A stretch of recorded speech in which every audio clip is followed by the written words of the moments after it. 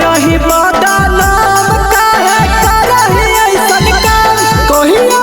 चट में धराई भीतर गोड़ देबौगे कहिया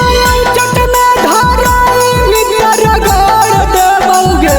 छौड़ी आगे पीछे बोला ही न सुधार देबौगे कहिया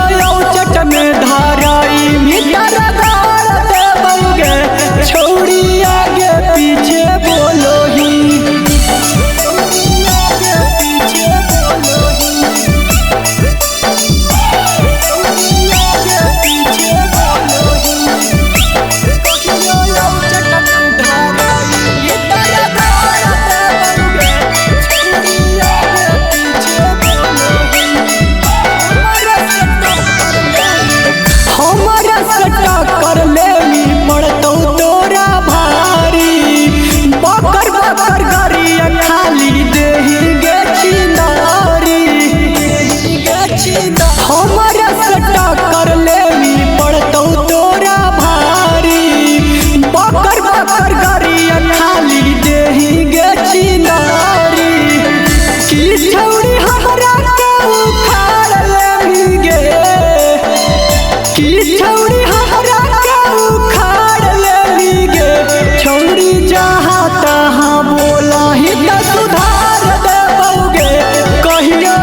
चट में धराई भीतर गोड़ देबौगे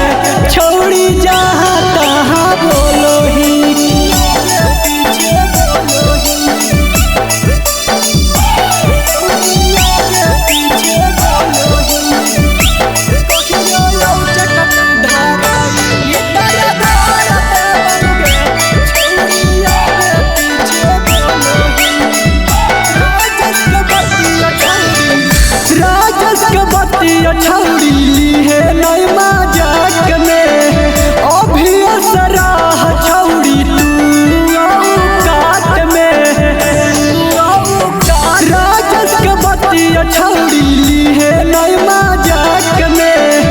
अभी सराह छौड़ी तू औकात में सुभाष के सब कुछ बताओ हई गे सुभाष के सब कुछ बताओ हई गे छौड़ी आगे पीछे बोला ही न सुधार देबौगे कहिया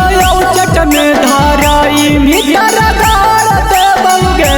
छौड़ी आगे पीछे बोलो ही आगे की गलती हल हमर गे।